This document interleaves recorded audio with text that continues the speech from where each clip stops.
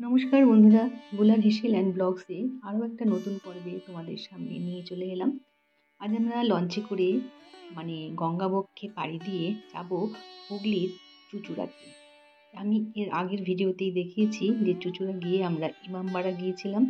এবারে আমরা যাব ব্যান্ডেল চার্চে। সেজন্য আমি সোদপুর থেকেই ট্রেনে করে নৈহাটি নেমে সেখান থেকে লঞ্চে করে চুঁচুড়া স্টেশনে গঙ্গা পেরিয়ে চুঁচুড়ায় চলে এসেছি। সঙ্গে নিয়েছি টোটো করে আমরা চলছি গঙ্গার পাড় ধরে।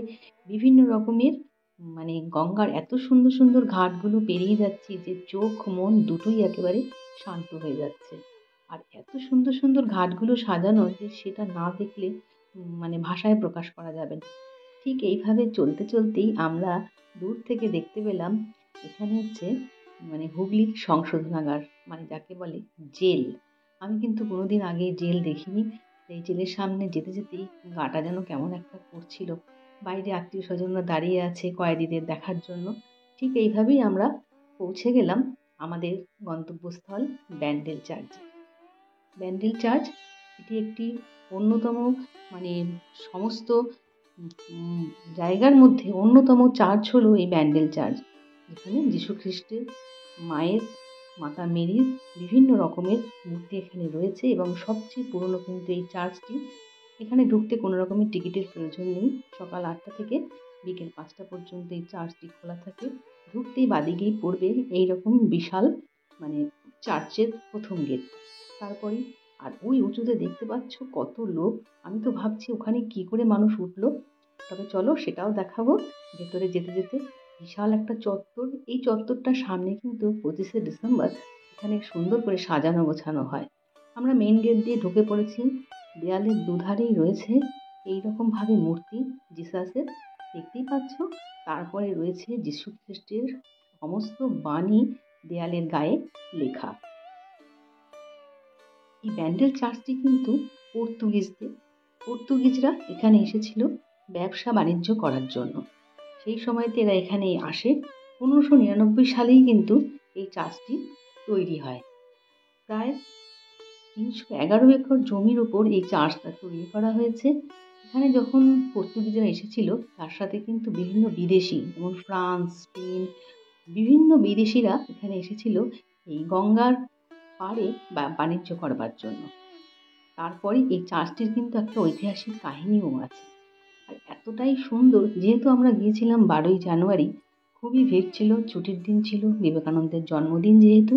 আমরা সেই দিন কিন্তু একসঙ্গে ইমামবাড়াও গিয়েছিলাম। সেই ভিডিও আমি আগেই তোমাদের সঙ্গে শেয়ার করেছি। আজকের এই ব্যান্ডেল চার্চটা ঘুরে ঘুরে দেখাবো। খুবই ভালো লাগছিল। আমি বহু বছর আগে একবার এসেছিলাম, কিন্তু এখন অনেকটাই বদলে গেছে। সেই রকম পরিবেশ আর নেই। এই সমস্ত জায়গাগুলো তখন ছিল মাটির পুরো।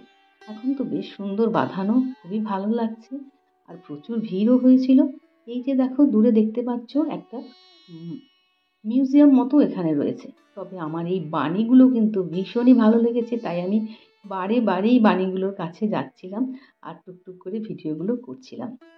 এবারে আমরা ঢুকে পড়বো এই যে যে জায়গাটা তোমাদের প্রথমে দেখালাম, যেটা একটা ছোট্ট মিউজিয়াম। এখানে একটা জাহাজের মাস্তুল রয়েছে। এই মাস্তুলটা রাখারও কাহিনী আছে একটা। কোনো এক সময় পর্তুগিজের একটা জাহাজ খুব বিপদে পড়েছিল।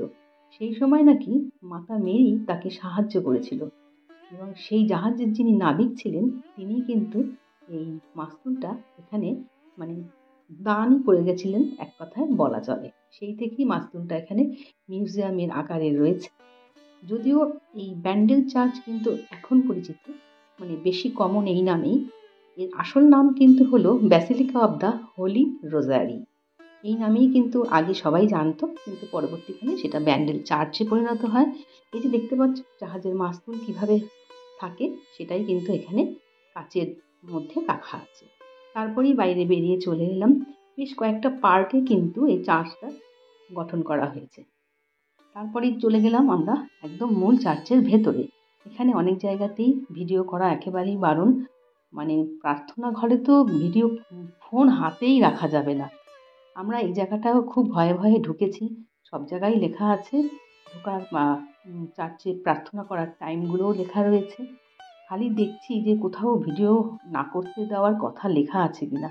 এরকম ভয়ে ভয়ে টুকটুক করে তুলেছি তোমাদের জন্যই। মানে আমরা এখন যেখানেই যাই আমার মনে হয় আমার বন্ধুরাও সেটুকু দেখুক যারা এখনো পর্যন্ত গিয়ে উঠতে পারেনি। ভেতরটা দেখে নাও, খুবই সুন্দর। আর এখানে গেলে পর একটা শান্ত পরিবেশ নিজের মনকে তো খুব ভালোই করে দেয়। আর বাচ্চারাও কিন্তু খুব ভালোবাসে এইসব জায়গাগুলো। এই জন্মের মানে এই প্রজন্মের শিশুদের যদি এইসব জায়গাগুলো দেখানো যায় তাহলে কিন্তু ওরাও একটা মানে ভালো কিছু শিখতে পারে। দেখতেই পাচ্ছ এখানে কিভাবে যিশুকে ক্রুশবিদ্ধ করা হয়েছিল। তারপর এখানে মোমবাতি জ্বালানোরও একটা জায়গা রয়েছে, খুবই সুন্দর জায়গাটা। আমরা এখানে কিছুক্ষণ সময় বসেও ছিলাম। তারপরে বসার তো আর উপায় নেই, তাড়াতাড়ি আমাদের ভিডিও করে বাড়ি ফিরতে হবে। কিন্তু আমি যতটা পেরেছি পুরোটাই ধরার চেষ্টা করেছি। আর এই গাছ দুটো তো অসাধারণ লেগেছে। গাছ দুটোর গায়ে বাহারি পাতা এমনভাবে জড়িয়ে রয়েছে যে বলার কথা না।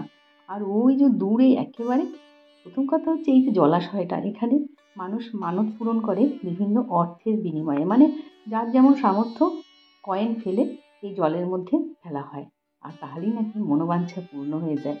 যদিও এটা আমি পরে জানতে পারলাম। তারপরে একে একে চলেছি সিঁড়ি বেয়ে ওপরে। সেদিন আমাদের প্রচুর সিঁড়ি ঠেলতে হয়েছিল, ইমামবাড়াতেও প্রায় অনেক সিঁড়ি আমরা চড়ে উপরে উঠেছি। ঠিক এই ব্যান্ডেল চার্চে গিয়েও কিন্তু অনেক সিঁড়ি আমাদের ওপরে উঠতে হয়েছে। সেটা যে কোথায় শেষ আমরা পুরো হাঁপিয়ে গিয়েছিলাম ওখানে উঠতে। আর ওপর থেকে ভিউটা দেখো কতটা ভালো লাগছে। দূরে গঙ্গাটাও কিন্তু দেখা যাচ্ছে। আর ওই যে ওপারটা দেখতে পাচ্ছ ওখানে এখন আর কাউকে যেতে দেওয়া হয় না, ওখানে যাওয়াও যায় না মনে হয় সাধারণত। তবে উপর থেকে নিচটা কিন্তু দারুণ লাগছিল দেখতে, আর সিঁড়িটা বেশ এঁকে বেঁকে ওপরে উঠেছে। এখানে এসে কিন্তু একেবারেই ভিডিও করতে দিচ্ছিল না, কোনো রকম ফোন আমরা লুকিয়ে নিয়ে যেটুকু যা করতে পেরেছি। এখানেও সবাই মোমবাতি জ্বালাচ্ছে ফুল দিয়ে, যিশুকে প্রার্থনা করছে। এই ভিডিওটাও আমরা চুপি চুপিই করেছি। তারপরে উল্টো দিকের পথ দিয়ে নেমে আসতে হয়েছে। নিচেই রয়েছে প্রচুর সমাধিক্ষেত্র, ওই সাদা সাদা যেগুলো দেখতে পাচ্ছ ওগুলো সব বিভিন্ন পাদ্রীদের সমাধি রয়েছে। আর পুরো চত্বরটা বললাম 311 একর জমির ওপর এই চার্চটা গঠন করা হয়েছে। আর কি এবারে আমাদের ফিরে যাওয়ার পালা। ভিডিও দেখে কেমন লাগলো জানাতে কিন্তু ভুলে যেও না। আর এইভাবে তোমরা নৈহাটি থেকেও যেতে পারো, আবার মানে হাওড়া টু ব্যান্ডেল হয়েও কিন্তু যেতে পারো। লাইক কমেন্ট আর শেয়ার করে সাবস্ক্রাইব করে আমার পাশেই